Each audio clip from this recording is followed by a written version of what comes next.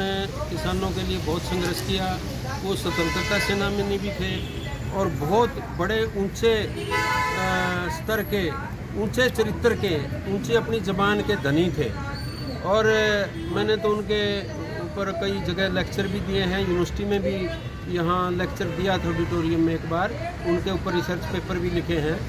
और दूसरा, उन्हीं के किसान दिवस के ऊपर मनाते हुए हमें ये जो यूनिवर्सिटी की घटनाएं हैं, यूनिवर्सिटी की घटनाएं, दुर्घटनाएं हैं, जैसे दिव्या कुमारी का जो है डॉक्टर दिव्या फोगाट का जिस तरीके से हरास किया गया, फिर वो बीमार हुई और ब्लीडिंग हुई, वो चल बसे।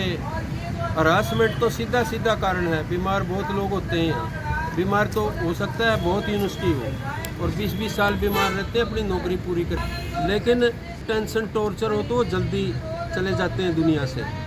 कुछ यहाँ आत्महत्या भी कर चुके हैं, कुछ लोगों की बंद की जा रही हैं। शांति का, टेरर का माहौल है। आप देख रहे हो कि यूनिवर्सिटी के अंदर कोई 10 स्टूडेंट बोलने वाले नहीं, कोई 5 हैं। वो उनके मन में बहुत कुछ है बेचारे, लेकिन उनको ये पता है टीचर्स नहीं है कि टीचर आगे खड़े हुए और उनका सस्पेंशन ऑर्डर आया, वो कभी भी सस्पेंड हो सकते हैं, कभी भी चार्जशीट आ सकती है।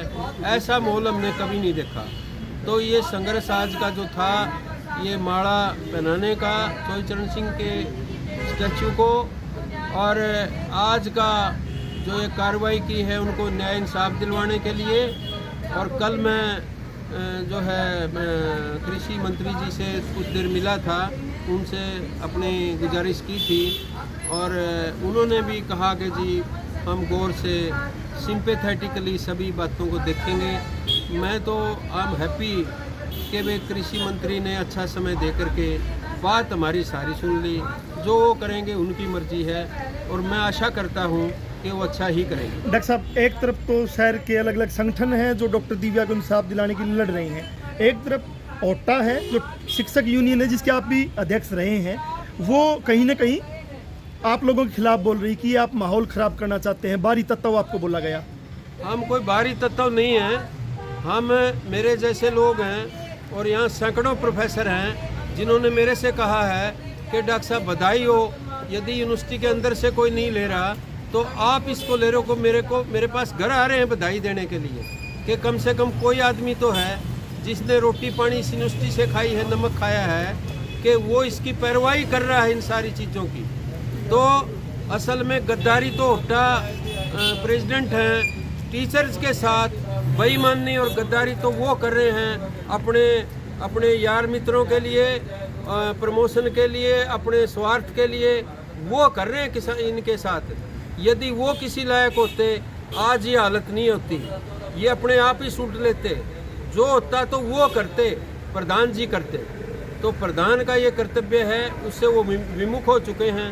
वो तो एक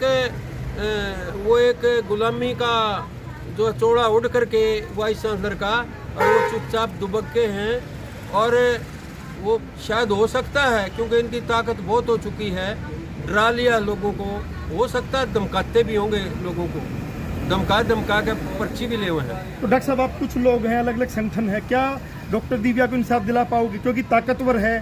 बिल्कुल ताकतवर हैं। ऐसा है कि भाई न्याय इंसाफ तो ये लगातार संघर्ष रहता है।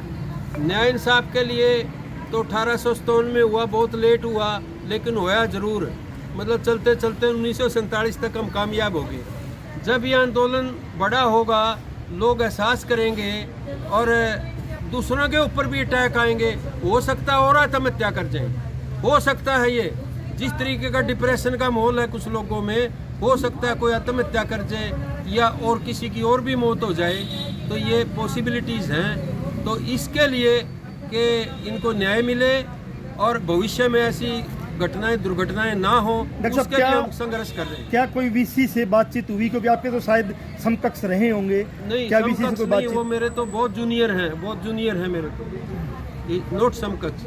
I am 75 years, he may be nearly 60 और समथिंग, 15 साल छोटे होंगे मेरे से। तो कोई बातचीत हुई इस बारे में? कोई बात नहीं हुई मेरी।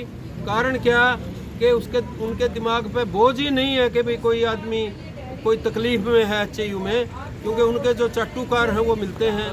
उन्होंने क्या किया है, उन्होंने ये किया है, एक आदमी तो पैसे इकट्ठे करने के लिए लगा दिया भाई तू मेरे पैसे जमा कराओगा, कुछ साइंटिस्ट ऐसे लगा दिए तू मुखबरी करेगा, एक आदमी कह दिया भाई तू फैकल्टी में घूम जा, तू दादागिरी दिखा दे इनको। तो अलग अलग ड्यूटी इस ढंग से लगाई हुई हैं और जिस डिपार्टमेंट में थोड़ा सा डाउन करना है उसमें अपने आदमी को बिठा करके उसको डैमेज करना। जैसे मैंने प्लांट ब्रीडिंग डिपार्टमेंट का नाम लिया, वहाँ यदि करमल मलिक ना होते, प्लांट ब्रीडिंग डिपार्टमेंट का ही आदमी होता तो शायद ये हादसा बच सकता था। मैं ऐसा महसूस करता हूँ। यदि वो बुलाएंगे सम्मान सहित बुलाएंगे, मुझे नहीं लगता वो बुलाएंगे किसी को भी। वो तो कोई सरकार धमका ले इनको हटा दे तो अलग बात है। यदि बुलाएंगे तो हम जाएंगे, हम बताएंगे भी क्या क्या बात है। लेकिन वो इसलिए नहीं बुलाएंगे कि बुलाने के लिए ओटा है, वो ओटा उनकी गोदी में बैठी है।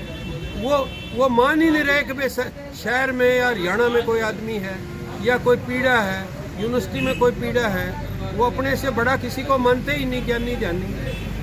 मैं ऐसा महसूस करता हूँ। तो भविष्य में क्या कोई बड़ा आंदोलन की तरफ आप बढ़ोगे? बिल्कुल। यदि ये नहीं होगा, बहुत बड़ा आंदोलन होगा, हजारों आदमियों का, फिर अंदर भी जाएंगे, चाहे इन गेटों से कूद के जाना पड़ो, कुछ भी करना पड़ो। लोग तो लोग हैं भाई, वो क्यों पीड़ा सहन करेंगे लगातार। तो वो सारे काम होंगे, बड़ा प्रदर्शन भी होगा।